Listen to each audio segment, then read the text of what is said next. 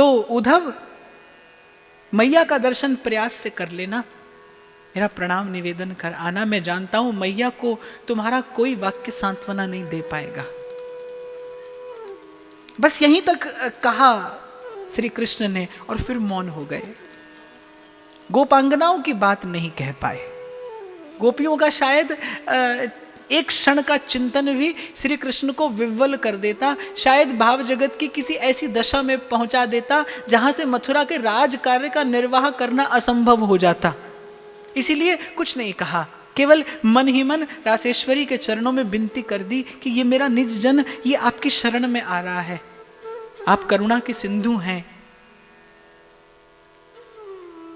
अमंद प्रेमांकश्लथ सकल निर्बंध हृदयम दया पारम दिव्य छवि मधुर लावण्य ललितम। आपकी दया आपकी करुणा अपार है। हो सके तो इस जीव को, ये ज्ञान के शुष्क मरुस्थल से आ रहा है, हो सके तो इसे प्रेम के उस पवित्रतम तीर्थ का दर्शन करा दीजिएगा, उस प्रणय वेदी का दर्शन करा दीजिएगा जिस पर अवस्थित होकर आप सतत प्रेम से मेरी आराधना करती हैं। और मैं आपके श्री चरणों की आराधना में रत रहता हूं, जहां परस्पर आप और मैं दोनों, जहां परस्पर राधा और माधव युगल दोनों हृदय के उस गहन गंभीर प्रेम से एक दूसरे का आराधन करते हैं। उस प्रणय वेदी का एक बार हो सके तो इस उद्धव को दर्शन करा दीजिएगा।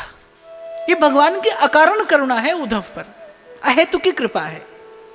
क्योंकि आप देखिए इस प्रसंग के मूल में कहीं भी उद्धव के मन में प्रभु के प्रेम स्वरूप को जानने की लालसा नहीं है।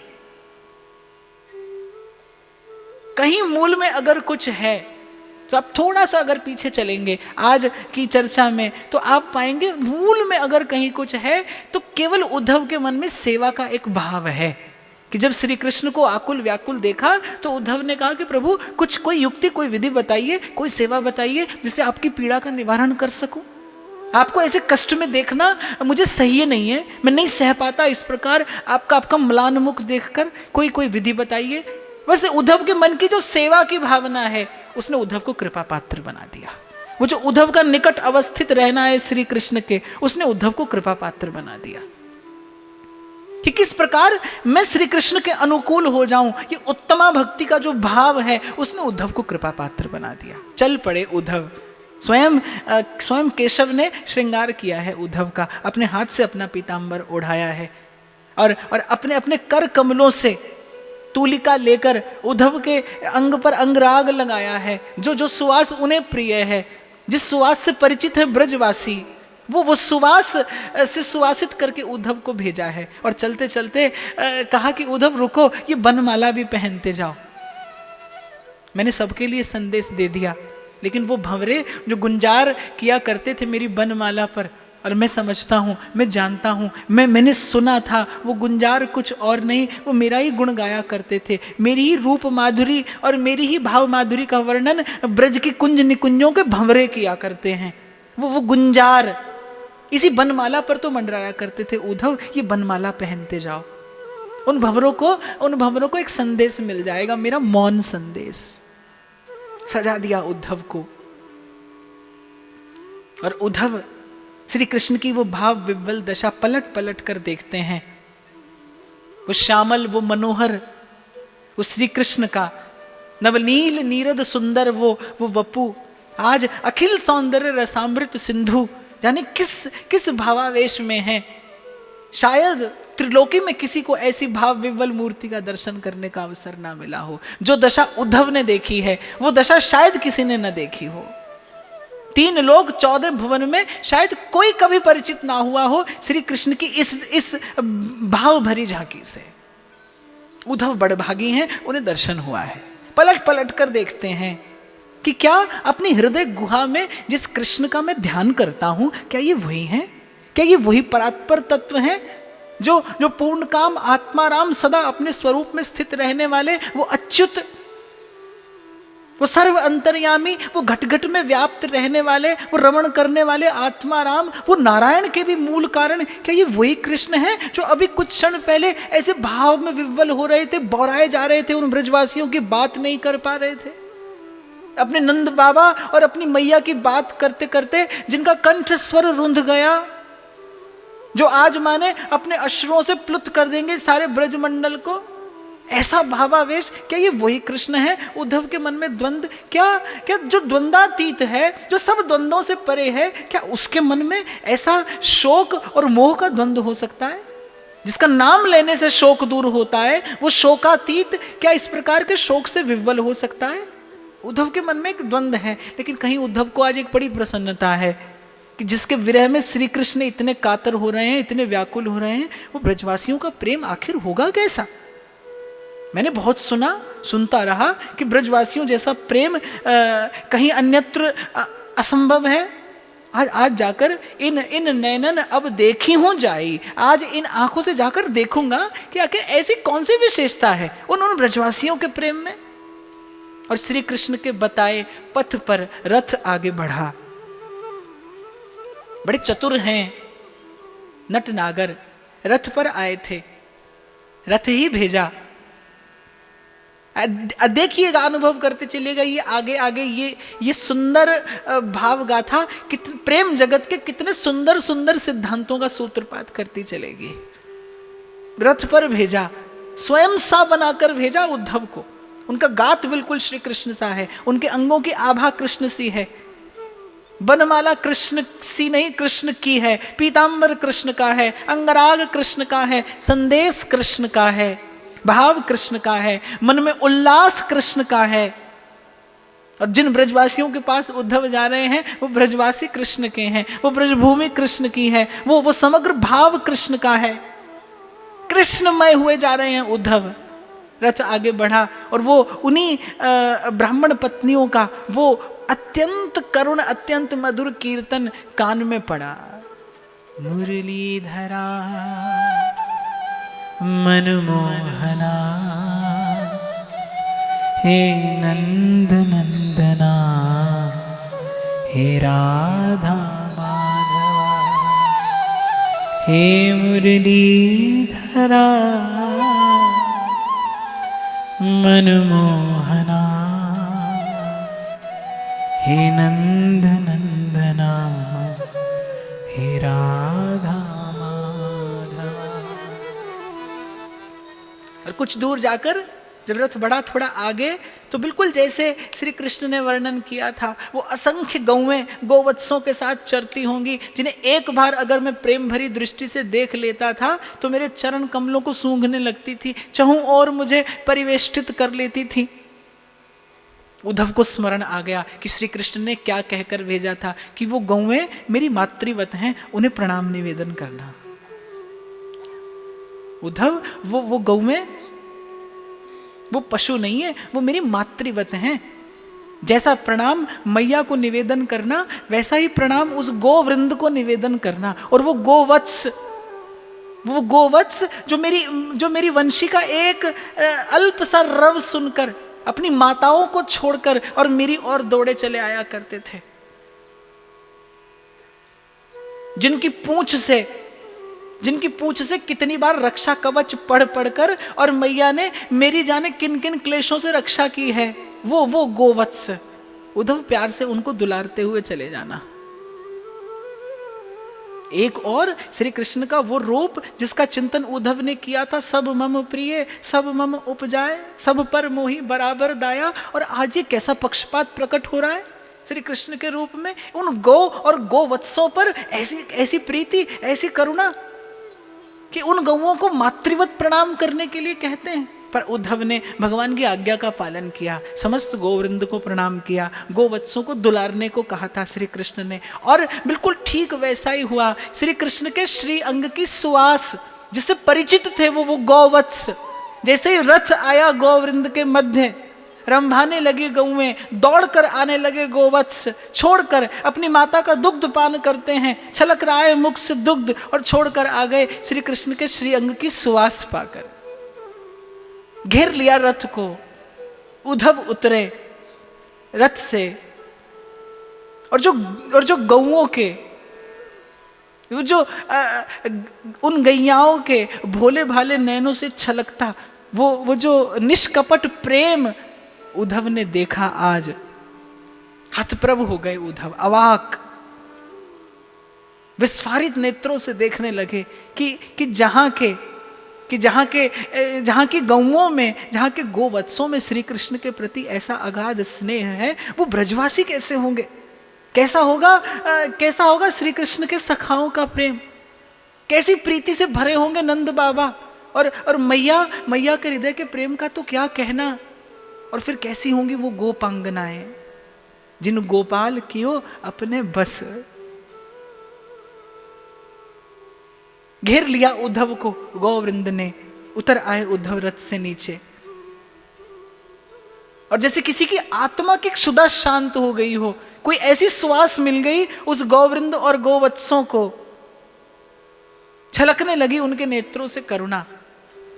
उद्धव का यह प्रथम परिचय था ब्रज के प्रेम से, जिसे किसने दिया? जिसे दिया गौ ने, जिसे गोपाल की गौ ने दिया। यह प्रथम परिचय था उद्धव का ब्रज की प्रेम माधुरी से। उल्लास में भरकर वो नन्हे नन्हे गोवत्स नृत्य करने लगे उद्धव के चारों ओर, कि मानो श्री कृष्ण की सुवास लेकर कोई आया है। उनके लिए उत्सव का दिन है, उनके लिए उल्लास और आनंद का दिन है।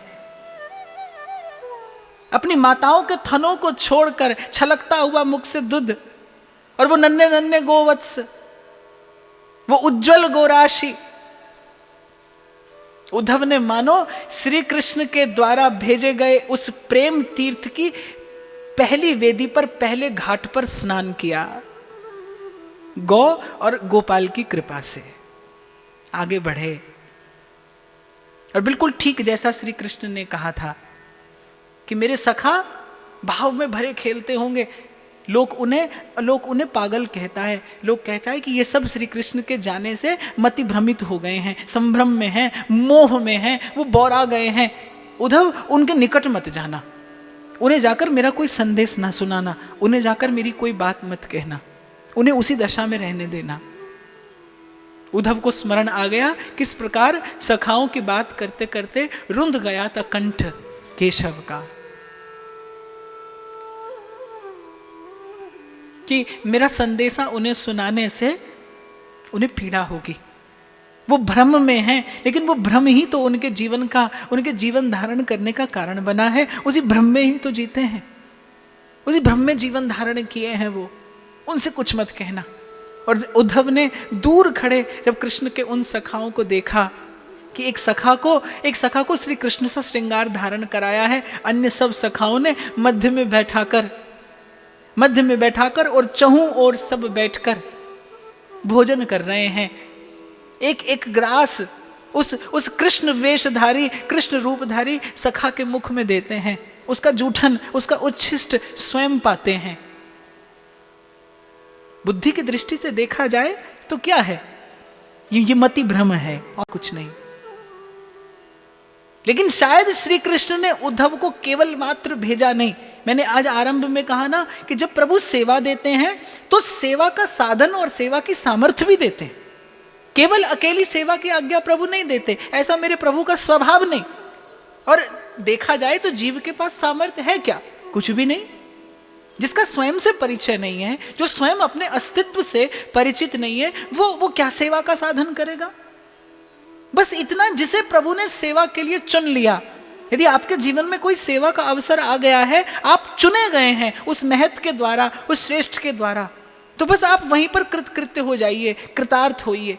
विश्वास रखिए, भरोसा रखिए, जिसने सेवा दी है उसने सेवा का साधन भी दिया होगा, उसने सामर्थ्य भी दिया होगा। अभी कुछ देर पहले ही तो मैं आपसे कह रहा था ना कि गई तो चारों दिशाओं में वानर सेना थी जगदम्बा का पता लेने, लेकिन प्रभु ने मुद्रिका हनुमान जी को दी थी, इसीलिए कार्य हनुमान जी के द्वारा सिद्ध हुआ। प्रभु ने सामर्थ्य देकर भेजा था। महाराज कहते करण करावण हार आप।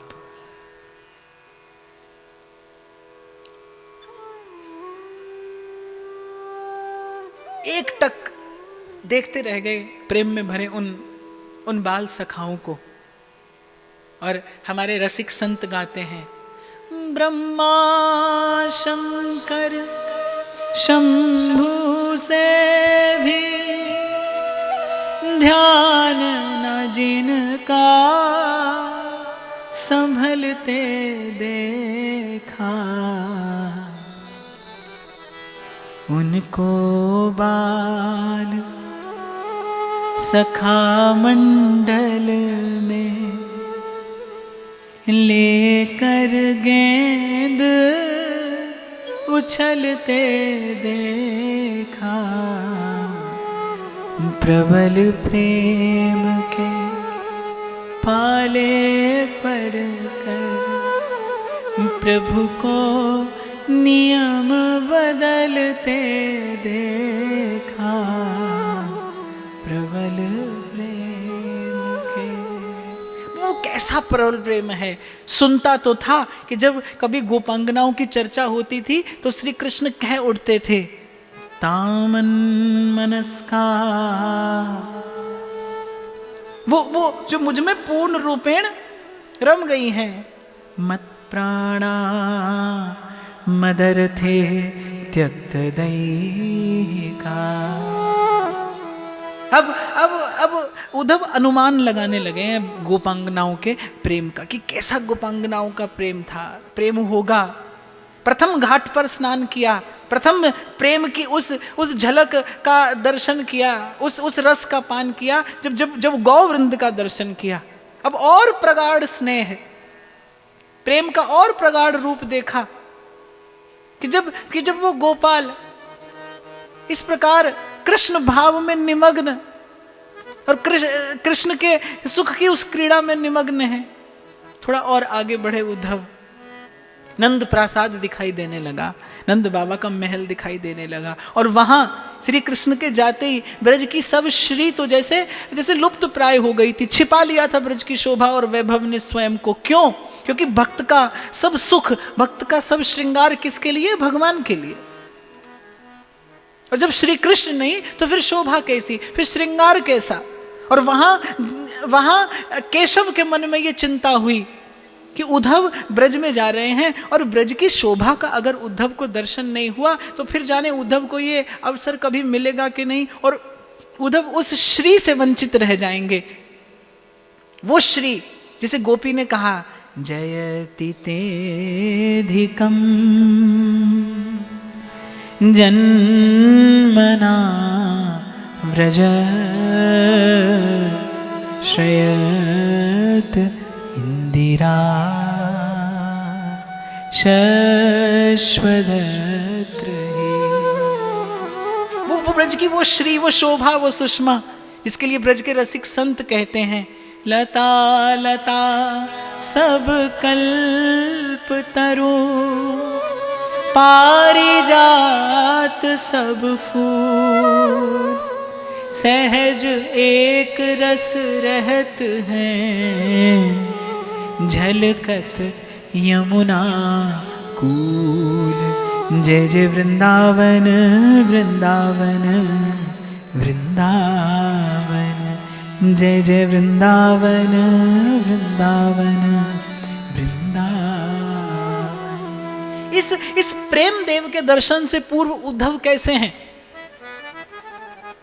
अगर आपने कभी किसी बिना मां के बालक को देखा हो, बिना माता का बालक बड़ा तो होता है, वृद्ध भी होता है, लेकिन कहीं ना कहीं उसके संस्कारों में अभाव रह जाता है। क्यों? क्योंकि उसका किसी ने मातृवत पोषण नहीं किया। ठीक ऐसे ही जो ज्ञान भक्ति की छाया के बिना बढ़ता है, वो ज्ञान कैसा है? जैसे बिना माता का बालक है, उसमें उसके संस्कारों में कहीं ना कहीं अभाव रह जाएगा। बस उसी अभाव की पूर्ति के लिए श्री कृष्ण ने भेजा है उद्धव को। मैंने प्रथम ही आपसे कहा, ना तो श्री कृष्ण को अपेक्षा है कोई संदेश भेजने की, क्योंकि वो पल पल प्रतिक्षण परिचित हैं, और वैसे भी संदेश मंगाया जाता है किसी दूसरे का। और जितने ब्रजवासी जन हैं, जितना ये परिकर है, ये श्री कृष्ण का आत्म रूप है, ये श्री कृष्ण का आत्म स्वरूप है, श्री कृष्ण के आत्म में अवस्थित है। ये श्री कृष्ण से बिलग नहीं, नाम रूप लीला और धाम, ये चारों, जैसे भक्ति भक्त भगवंत और गुरु, ये कहने में बिलग हैं पर होने में एक हैं। बिल्कुल ठीक ऐसे ही नाम प्रभु का रूप, प्रभु का समस्त लीला परिकर और भगवान का धाम, ये कहने में बिलग है लेकिन होने में एक है। तो संदेश तो किसी दूसरे का मंगाया जाता है, किसी दूसरे को भेजा जाता है, और यहां तो कोई दूसरा है नहीं। भगवान कहते हैं ब्रजवासी वल्लभ सदा मेरे जीवन प्राण। उनको कैसा संदेश? ये तो केवल कृपा है, और केवल उद्धव पर नहीं, ये कृपा है आप पर और मुझ पर। ये जो संवाद है, ये जो उद्धव संदेश है, ये जो घटना घटी, ये आप पर और मुझ पर कृपा है। कि किस प्रकार भगवान ने दिखाया कि किस प्रकार अधूरा सा है ज्ञान, अबोध रहता है ज्ञान, बिना भक्ति की छाया के, बिना भक्ति के स्पर्श के कैसे वो अपूर्ण रहता है, कैसे सर्वथा मेरे निकट रहता हुआ भी उद्धव मेरे ही विशुद्ध स्वरूप से आज तक अपरिचित था। वो मेरे विराट स्वरूप से परिचित है, मेरे विशुद्ध स्वरूप से नहीं। जो श्री कृष्ण का ऐश्वर्य है वो श्री कृष्ण का विराट स्वरूप है, और श्री कृष्ण का वो स्वरूप मुरली मनोहर हे राधावर हे ब्रजनागर हे रस सागर हे यमुना तीर बनचारी हे कुंज बिहारी हे कुंज बिहारी।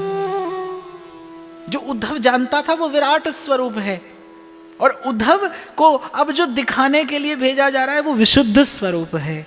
मधुराधिपते अखिलम मधुरम मधुराधिपते अखिलम मधुरम। उद्धव जिस स्वरूप को जानता है उसमें छिलका भी है, उसमें गुठली भी है, उसमें अनुग्रह भी है, उसमें निग्रह भी है।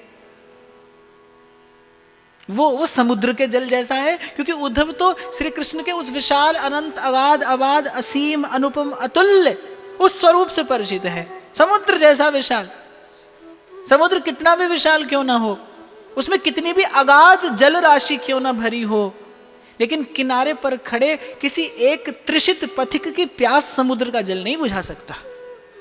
एक थोड़ा सा चुल्लू भर जल नहीं दे सकता समुद्र किसी की प्यास बुझाने के लिए।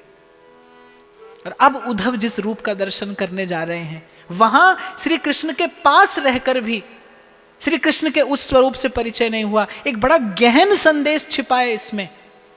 तुलसी बाबा कहते हैं, बड़ी सूत्रात्मक बात है, राम सिंधु घन सज्जन धीरा चंदन तरु हरि संत समीरा। कि भगवान तो समुद्र जैसे हैं, राम सिंधु घन सज्जन धीरा, लेकिन समुद्र का जल पीने के काम नहीं आता। समुद्र का जल पीने के काम कब आता है? जब बादल उसी जल को खींचकर और मीठा करके बरसाते हैं। जो बादल बरसाते हैं वो जल भी समुद्र का है, बादल का अपना नहीं। बादल सजल हुआ है समुद्र के ही जल से, लेकिन पीने योग्य जो जल है वो वर्षा का जल है। धरती की प्यास जो बुझाता है, इस धरा की उस ताप को, उस तृषा को जो दूर करता है, वो वर्षा का जल है, समुद्र का नहीं। समुद्र के किनारे बसे नगर और गांव देखिए, यदि एक वर्ष वर्षा ना हो तो कैसी त्राही त्राही हो जाती है समुद्र के किनारे, और जल का अभाव, क्योंकि वो जल पीने योग्य नहीं है, सीधे से पीने योग्य नहीं है। उसको एक परिष्कार की, एक प्रक्रिया की आवश्यकता है, और वो प्रक्रिया और परिष्कार संत करता है अपने स्वरूप से, अपने स्वभाव से, अपने संकल्प से, अपनी कृपा से। श्री कृष्ण के बिल्कुल निकट रहकर श्री कृष्ण के स्वरूप से, उस विशुद्ध स्वरूप से परिचय नहीं हुआ। क्यों? क्योंकि भगवान कहते हैं सीधे मेरे पास आओगे तो मेरे विराट स्वरूप से परिचय होगा, और मेरे भक्त के पास जाओगे तो मेरे विशुद्ध स्वरूप से परिचय होगा।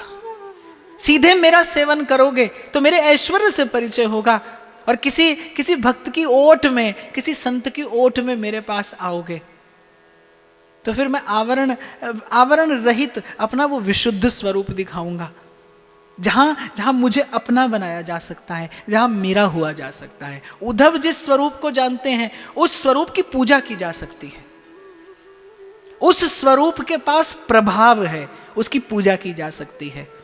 और गोपी जिस स्वरूप को जानती है उस स्वरूप के पास एक स्वभाव भी है, उसकी सेवा की जा सकती है। वो विशुद्ध स्वरूप है, वो विराट स्वरूप है, और ये विराट से विशुद्ध की यात्रा है। ये उद्धव और गोपी का संवाद। निश्चित रूप से उद्धव का ज्ञान अगाध है, वो सकल शास्त्र निष्णात हैं, सर्व विद्याधर हैं। लेकिन अभी मैं आपसे कह रहा था ना कि सभी वस्तुएं प्रकाश में देखी जाएं कोई आवश्यक नहीं है। किसी किसी वस्तु को देखने के लिए, किसी किसी वस्तु का सुंदर दर्शन करने के लिए आपको अंधकार की प्रतीक्षा करनी पड़ती है। चांद की चांदनी में नहाने के लिए, चंद्रमा की चंद्रिका का वो रस पान करने के लिए एक चकोर को रात्रि होने की प्रतीक्षा करनी पड़ती है। उद्धव का ज्ञान अगाध है और उद्धव जिस स्वरूप में अवस्थित है वो निश्चित रूप से अनंत है। लेकिन गोपी विराट नहीं, गोपी विशुद्ध है। और विराट होने में सुख नहीं है, विस्तार में सुख नहीं है। मेरा ऐसा मानना है कि अंतःकरण की शुद्धि ही जीवन की सिद्धि है। निर्मल मन जन सो मोहि पावा। भगवान ने कहीं पर भी नहीं कहा ऐसा।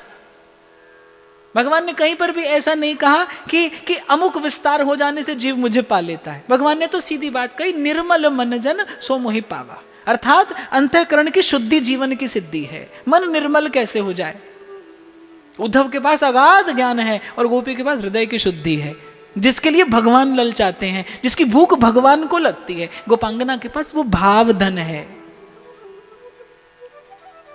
पहुंचे नंद प्रासाद, रथ खड़ा किया और बड़े सकुचाते हुए, बड़े संकोच से प्रासाद के भीतर जाने का प्रयास कर रहे हैं। संध्या हो गई थी, लेकिन ब्रज में किसी के यहाँ पर बहुत दीप नहीं जले।